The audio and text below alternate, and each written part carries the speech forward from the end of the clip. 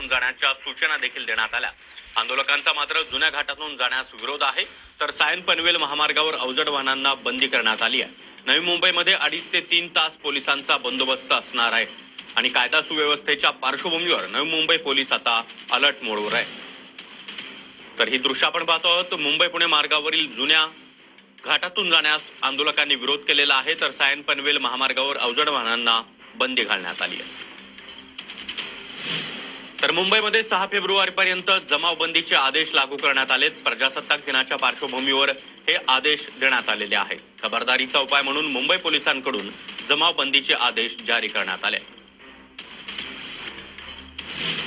मुंबईसह नाशिक शहरात देखील आता 15 दिवस मनाई आदेश लागू करण्यात आलेले आहेत। नाशिक शहरामध्ये विनापरवानगी मोर्चा, आंदोलन त्याचबरोबर निदर्शनं करण्यास मनाई करण्यात आली आहे। आजपासून 8 फेब्रुवारीपर्यंत हे आदेश लागू राहणार आहेत। मराठा आरक्षण आंदोलन त्याचबरोबर आमदार अपात्रता सुनावणीमुळे हे मनाई आदेश लागू करण्यात आले। आणि आता घेणार आहोत विविध क्षेत्रातील महत्त्वाच्या बातम्यांचा वेगवान आढावा सुपरफास्ट 50 बातम्यांमधून।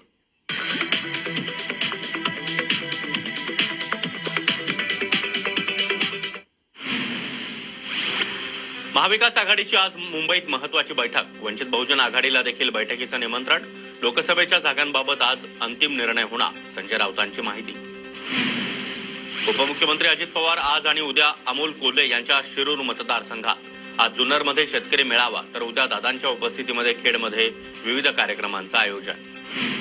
मुंबईमध्ये 6 फेब्रुवारीपर्यंत जमावबंदीचे आदेश। प्रजासत्ताक दिनाच्या पार्श्वभूमीवर जमावबंदीचे आदेश लागू। खबरदारीचा उपाय म्हणून मुंबई पोलिसांकडून आदेश जारी। मनोज जरांगे पाटलांच्या पायी मोर्चाचा आजचा 6वा दिवस। आज मोर्चा नवी मुंबईत येणार। आजचा मुक्काम वाशीमध्ये होणार, तर उद्या मनोज जरांगे पाटील मुंबईत धडकणार। नवी मुंबईमध्ये आज अवजड वाहनांना बंदी। जरांगे पाटलांच्या आंदोलनामुळे आज अवजड वाहनांना बंदीचे आदेश। मराठा आंदोलकांचा मोर्चा आज पनवेलमध्ये दाखल होणार। मनोज जरांगे पाटलांचा मुंबईकडे येण्याचा मार्ग बदलला। मराठा आंदोलकांना जुन्या घाटातून जाण्याची सूचना। मुंबई पुणे मार्गावरील जुन्या घाटातून जाण्यास मात्र आंदोलकांचा विरोध। मराठ्यांच्या मोर्चाला नवी मुंबईमध्ये 2.5 ते 3 हजार पोलिसांचा बंदोबस्त। कायदा सुव्यवस्थेच्या पार्श्वभूमीवर नवी मुंबई पोलीस आता अलर्ट मोडवर। मनोज जरांगे पाटलांना नोटीस बजावा। हायकोर्टाचे आझाद मैदान पोलिसांना आदेश। आझाद मैदानाची क्षमता 5000 लोकांची असल्याची माहिती द्या, कोर्टाचे पोलिसांना निर्देश। मराठा आरक्षणासंदर्भातील क्युरेटिव्ह पिटिशनवरील सुनावणी पूर्ण। सर्वोच्च न्यायालयाच्या निकालाची आता प्रतीक्षा।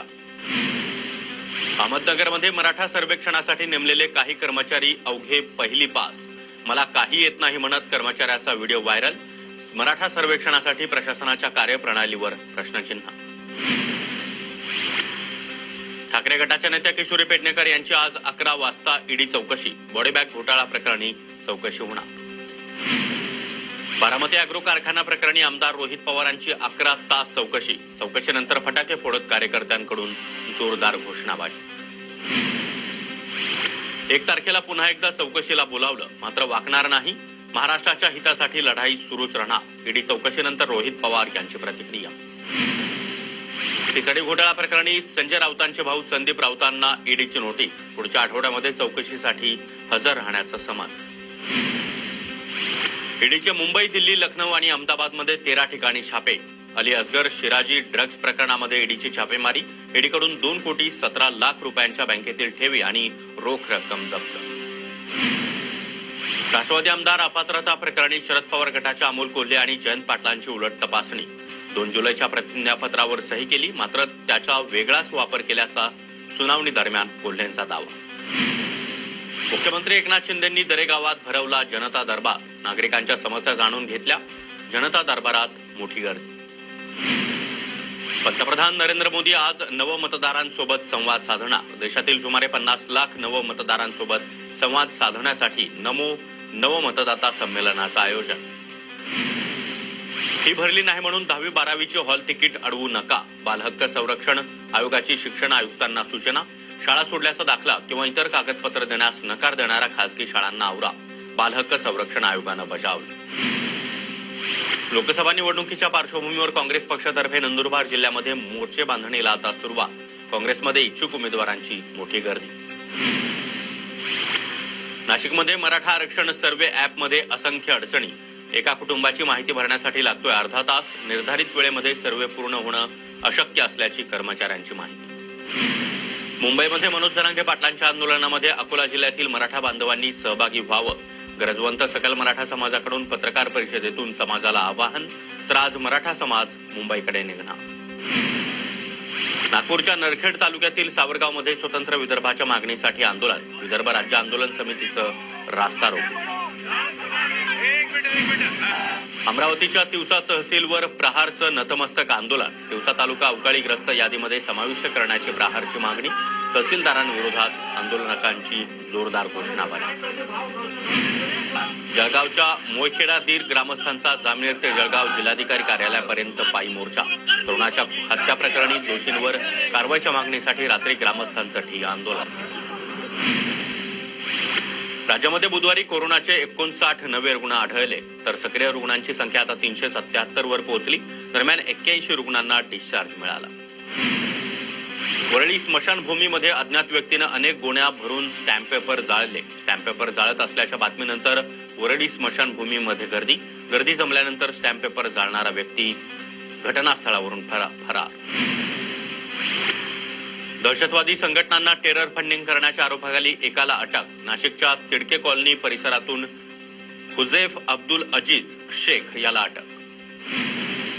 ठाण्याच्या जैन मंदिरामध्ये चोरी करणारा पोलिसांच्या ताब्यात. रामनगर पोलिसांकडून सीसीटीव्हीच्या मदतीनं आरोपीचा शोध. 80,000चा मुद्देमाल जप्त. अंबरनाथच्या आनंदनगर एमआयडीसीमध्ये कंपनीला भीषण आग. कॅनिक इंजिनिअरिंग असं आग लागलेल्या कंपनीचं नाव. आगीमध्ये कंपनीचं मोठं नुकसान. जळगावात 2 ग्राहकांमध्ये झालेल्या किरकोळ वादातून डी मार्टवर जमावाचा गोंधळ. जमावातील काही तरुणांकडून डी मार्टवर दगडफेक. एका पोलिसाला तरुणाकडून मारहाण. कल्याणमध्ये किरकोळ वादातून मित्राची हत्या. पोलिसांनी आरोपीला ताब्यात घेतलं. मात्र शवविच्छेदनासाठी विलंब झाल्यानं नातेवाईकांचा गोंधळ. सोलापूरच्या गड्डा यात्रेमध्ये चिमुकल्यांचा भीक मागतानाचा व्हिडिओ व्हायरल. अंगाला केमिकलयुक्त रंग लावून भीक मागण्यासाठी उभं केल्याचं समोर. बाल संरक्षण अधिकाऱ्यांनी रेस्क्यू मोहीम राबवत 9 मुलांची सुटका केली. मध्य रेल्वे लोकलमधून विना तिकीट प्रवास करणारी 1.85 लाख प्रकरणं दाखल. 20 जानेवारीपर्यंत 7.43 कोटी रुपये दंड वसूल. कोकणामध्ये अवकाळी पावसाचा हवामान खात्याचा अंदाज. कोकणामध्ये मागील काही दिवसांपासून हवामानात बदल. शेतकऱ्यांसह आंबा बागायतदार पुन्हा एकदा चिंतेत. गोंदियाच्या सालेकसा तालुक्यामध्ये मतदार संख्येत घट. मतदान जनजागृती. तालुका प्रशासन व्यापक जनजागृती मोहीम राबवणार. मुंबई विद्यापीठाच्या पदव्युत्तर विधी शाखेचा निकाल तब्बल 110 दिवसानंतर. परीक्षेमध्ये 57.78% विद्यार्थी उत्तीर्ण तर 42.22% विद्यार्थी अनुत्तीर्ण. महापालिका हद्दीतील बेकायदा बांधकामांचं 2 महिन्यात सर्वेक्षण करून कारवाई करा. कल्याण डोंबिवली महापालिकेला हायकोर्टाची 2 महिन्यांची मुदत. पे अँड पार्कसाठी डिजिटल प्रणालीची मागणी. नियमाप्रमाणे दर आकारणी होण्यास आणि अतिरिक्त वसुलीवर नियंत्रण मिळवण्यास मदत होईल. माजी नगरसेवक मकरंद नार्वेकर यांचं मत. उद्या प्रजासत्ताक दिन. प्रजासत्ताक दिनाच्या पार्श्वभूमीवर शिवाजी पार्कवर जय्यत तयारीला सुरुवात. नागपूरच्या उमरेड पवनी कारंडला अभयारण्यामध्ये F2 वाघिणीची 2 महिन्याच्या बछड्यांसह भ्रमंती. पर्यटकांना पर्वणी. वाशिमच्या जिल्हाधिकारी कार्यालयावर प्रजासत्ताक दिनानिमित्त आकर्षक विद्युत रोषणाई. प्रजासत्ताक दिनानिमित्त परिसरामध्ये साफसफाई मोहीम. अमरावती शहरातील दुचाकी चोरट्यांना बेड्या. एका आरोपीकडून 28 दुचाकी जप्त. संतोष बोबडे असं या चोरट्याचं नाव. नंदुरबार जिल्ह्यामध्ये जनावरांच्या लाळ खुरकत आजारावर उपाययोजनेसाठी पशुसंवर्धन विभाग आता सज्ज. 1 महिन्याच्या आत लसीकरण करण्याचे उद्देश. मात्र जनावरांपेक्षा लस पुरवठा कमी. धुळे जिल्ह्यामध्ये मशीनद्वारे तुरी काढण्यासाठी शेतकऱ्यांची पसंती. काही भागामध्ये उत्पन्नात घट. तुरीला 10 ते 12 हजाराचा भाव देण्याची शेतकऱ्यांची मागणी. गोंदियामध्ये नमोचषक महोत्सवाचं आयोजन. खासदार आणि आमदाराला यांच्याच रंगला क्रिकेट आणि कबड्डीचा सामना. तर मोठ्या संख्येने खेळाडू देखील सहभागी. क्षयरोग नियंत्रण कामगिरीमध्ये नवी मुंबईमध्ये राज्यात 2य क्रमांकानं नामांकित. महानगरपालिकेच्या राष्ट्रीय क्षयरोग दूरीकरण कार्यक्रम समूहाचा यशदा पुणे इथे सहसंचालक आरोग्य सेवा यांच्या हस्ते गौरव. सोलापूर जिल्ह्यातील पोलीस अधिकाऱ्यांच्या बदल्या. विनोद घोगे यांची करमाळा पोलीस निरीक्षक पदी बदली, तर पोलीस निरीक्षक ज्योतिराम गुंजवटे यांची पंढरपूर मंदिर सुरक्षा इथं बदली. अमरावतीच्या दर्यापूरमधील तामसवाडी जंगी शंकरपटाचं आयोजन. माजी आमदार अभिजित अडसूळ यांनी हाकली बैलजोडी. शंकरपटामध्ये 250च्या वर बैलजोडी धावल्या. विद्रोही साहित्य संमेलनाच्या पार्श्वभूमीवर धुळ्यामध्ये 1 मूठ धान्य आणि 1 रुपया विद्रोहासाठी अशी प्रचार फेरी. 3 फेब्रुवारीपासून जळगाव जिल्ह्यातील अंमळनेर इथं विद्रोही साहित्य संमेलनाला सुरुवात होणार. आणि एक महत्वाची बातमी आहे. आमदार रोहित पवार यांची काल ईडीकडून तब्बल 11 तास चौकशी करण्यात आली. ईडीनं मागितलेली सर्व कागदपत्रं आपण दिली आहेत आणि माहिती दिल्याचं देखील रोहित पवार यांनी सांगितलंय. 1 फेब्रुवारीला पुन्हा एकदा ईडीनं चौकशीसाठी बोलावल्याची माहिती देखील रोहित पवार यांनी दिली आहे. तुम्ही चौकशीला सामोरे गेलात, कार्यकर्ते उत्साहानं तुमचं स्वागत करतायत, काय नेमकं? या सगळ्या कार्यकर्त्यांचं आणि नागरिकांचं एवढंच म्हणणं आहे की आपण लढलं पाहिजे. सगळे जर न लढता पळून जाणारे जर झाले तर मग लोकांच्या हितासाठी कोण लढणार? आणि त्या हेतूतून आदरणीय पवार साहेबांनी आज दाखवून दिलं. 12 तास साहेब इथं राहिले. साहेबांसाठी हे सर्व कार्यकर्ते तिथे आले आणि आम्ही साहेबांकडनं प्रेरणा घेतो. आम्ही सुद्धा लढायला तयार आहोत, लढत आहोत. अधिकारी त्यांचं काम करत असतात. अधिकाऱ्यांना जी माहिती पाहिजे होती सगळी दिलेली आहे. 1 तारखेला परत त्यांनी आम्हाला बोलवलं, तेव्हा पण सगळी माहिती योग्य पद्धतीने अधिकाऱ्यांना देऊ. पुस्तक घेऊन गेलेला होता, ते तुम्हाला शरद पवार साहेबांनी स्वतः भेट दिलेलं होतं. संविधानाची प्रत तुमच्या हातामध्ये होती. शरद पवार साहेब स्वतः दिवसभर इथं थांबलेले होते, त्याकडे कसं? एकतर 12 तास जी चौकशी झाली त्यातले 11.5 तास हे प्रश्न उत्तर चालू होते. त्याच्यामध्ये पुस्तक वाचता आलं नाही, पण पुस्तक जवळ असल्यामुळे एक वेगळी प्रेरणा त्या पुस्तकातून मिळत होती. त्या मागे जो इतिहास आहे, ते मागे जी प्रेरणा आहे, कष्ट आहेत, त्याग आहे, संघर्ष आहे, त्यातून एक प्रेरणा मिळत होती. सर्व प्रश्नांना उत्तर हे योग्य पद्धतीने द्यायला मलाही मदत होत होती. प्रश्न 1 तारखेला तुम्ही चौकशीला पुन्हा सामोरे जाणार आहात. या सगळ्या कार्यकर्त्यांचा उत्साह पाहता कशा पद्धतीने पुढची लढाई असते? मी परत एकदा विनंती करेल की कुणीही 1 तारखेला येऊ नये. शेवटी लढत असताना जे काही कागद द्यायचे असतात ते कागद आपण देत असतो आणि ते कागद आपण देत आहोत. एन्क्वायरीला समोर जात आहोत. त्यामुळे आम्ही आमचं काम करत आहोत. पण जे राजकीय आणि सामाजिक दृष्टिकोनातून आपल्याला काम करायचंय ते तर आपल्याला करावं लागणार आहे. आणि ह्या सरकारच्या विरोधात जे आज सरकार या महाराष्ट्रामध्ये आहे त्याच्या विरोधात सामान्य लोकांच्या वतीने आपल्याला लढावं लागणार. पुढे जाणे समितीसोबत किशोर सोनारकर, TV9 मराठी, मुंबई. तर दुसरीकडे ठाकरे गटाचे खासदार संजय राऊतांचे भाऊ संदीप राऊत यांना देखील ईडीची नोटीस आली आहे.